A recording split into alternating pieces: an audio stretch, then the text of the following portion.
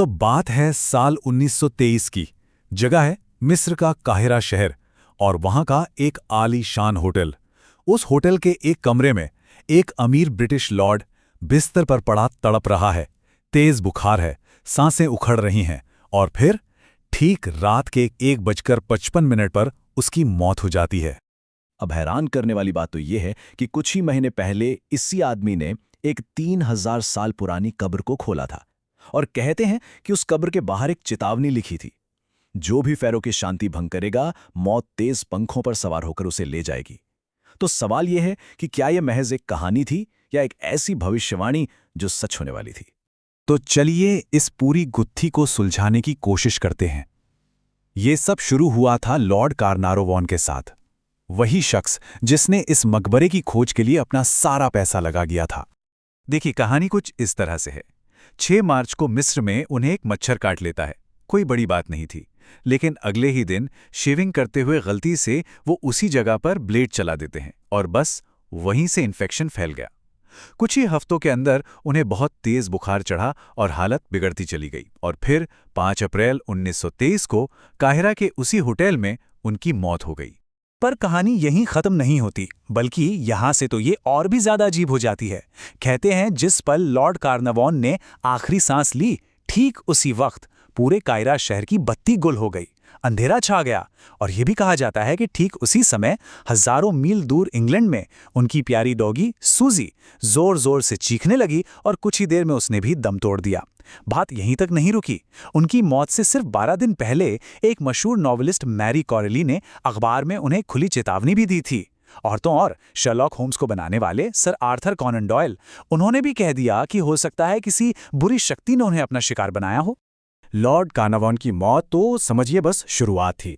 इसके बाद तो मकबरे से जुड़े लोगों की मौतों का एक ऐसा सिलसिला शुरू हुआ जिसने इस श्राप की कहानी को और भी ज्यादा खौफनाक बना दिया। जैसे कि अमेरिकी फाइनेंसर जॉर्ज जे गोल्ड, वो मकबरा देखने गए और अगले ही दिन तेज बुखार से उनकी भी मौत हो गई। अखबारों की हेडलाइंस चीख चीख कर कह रही थी, फ़ैरो का एक और शिकार। फिर नंबर आया ब्रिटिश इंडस्ट्रियलिस्ट जोएल वुल्फ का। वो भी तूतनखामेन का मकबरा देखने के बाद तेज बुखार से चल बसे। और फिर अखबारों में एक और हेडलाइन, तूतनखामेन के श्राप ने ली तीसरी जान। और ये लिस्ट बस लंबी होती चली गई। कार्नारवॉन के सौतेले भाई ऑब्रे हर्बर्ट, फिर जिस रेडियोलॉजिस्ट ने ममी का एक्सरे किया था सर आर्चिबाल्ड रीड, जिस पत्रकार ने इस श्राप की कहानी को सबसे पहले हवा दी थी आर्थर वाइगल, यहां तक कि हॉवर्ड कार्टर के सेक्रेटरी रिचर्ड बेथेल। और तो और जब बेथेल के पिता लॉर्ड वेस्टबेरी को अपने बेटे की मौत की खबर मिली तो उन्होंने सुसाइड कर लिया। जरा सोचे, 1929 तक 22 लोग जो किसी ना किसी तरह से इस मकबरे से जुड़े थे, उनकी मौत हो चुकी थी। मीडिया और पूरी दुनिया के लिए तो ये श्राप का पक्का सबूत था। लेकिन सबसे चौंकाने वाला सबूत तो तब सामने आया जब वैज्ञानिकों ने तूतनखामेन की ममी का परीक्षण किया। पता है उन्हें क्या मिला? ममी के गाल पर ठीक उसी जगह एक निशान जहां लॉर्ड कार्नावॉन को मच्छर ने काटा था। मतलब एक 3000 साल पुरानी मम्मी और एक मॉडर्न जमाने के इंसान के चेहरे पर एक ही जगह पर एक जैसा निशान। ये तो कमाल ही था। अब इतने सारे सबूतों और अजीब इत्तेफाकों के बाद ये सवाल पूछना भी थोड़ा अजीब लगता है, लेकिन क्या ये श्राप वाकई सच था? तो चलिए अब जरा सिक्के का दूसरा पहलू भी देख लेते हैं और इस श्राप के पीछे के सच से पर्दा उठाते हैं। आपको वो चेतावनी याद है, मौत तेज पंखों पर सवार होकर आएगी? असलियत तो ये है कि ऐसी कोई चेतावनी या कोई पत्थर की पट्टियां कभी मिली ही नहीं। जी हां, ये पूरी कहानी एक पत्रकार ने अपनी तरफ से बना दी थी।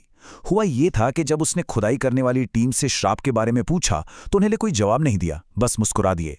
और बस उनकी इसी चुप्पी ने दुनिया के सबसे मशहूर श्राप को जन्म दे दिया। और उन अजीब इत्तेफाकों का क्या? 1920 के दशक में कायरा में बिजली जाना कोई बड़ी बात नहीं थी, ये रोज की बात थी। लॉर्ड कार्नावॉन की डॉगी, उसकी मौत भी कई घंटों बाद हुई थी। टाइम जोन के फर्क की वजह से इस कहानी को तोड़ मरोड़ कर पेश किया गया। और वो मम्मी के गाल पर निशान वाली कहानी, उसे एक ऐसे अखबार ने छापा था जो इस बात से नाराज था कि उसे खुदाई की एक्सक्लूसिव खबरें नहीं मिल रही थीं। तो फिर सवाल उठता है कि इन मौतों की असली वजह क्या थी? देखिए, विज्ञान के पास इसके कुछ लॉजिकल जवाब हैं। पहली बात, लॉर्ड कार्नावॉन पहले से ही सेहत के बहुत अच्छे नहीं थे। वो तो असल में मिस्र आए ही थे अपनी सेहत सुधारने, और ये वो जमाना था जब पेनिसिलिन जैसी दवाइयां नहीं थी, तो एक मामूली मच्छर के काटने से हुआ इन्फेक्शन भी जानलेवा साबित हो सकता था। इसके अलावा वैज्ञानिकों ने एक और चीज पता की है। मकबरों के अंदर एस्परगिलस नाइजर नाम का एक खतरनाक फंगस पाया गया है। ये हजारों साल तक जिंदा रह सकता है, और अगर ये सांस के जरिए अंदर चला जाए तो गंभीर इन्फेक्शन पैदा कर सकता है। और तो और आंकड़े भी कुछ और ही कहानी कहते हैं। 2002 में ब्रिटिश मेडिकल जर्नल ने एक स्टडी की। उन्होंने इस पूरी कहानी की जांच पड़ताल की, और पता है क्या निकला?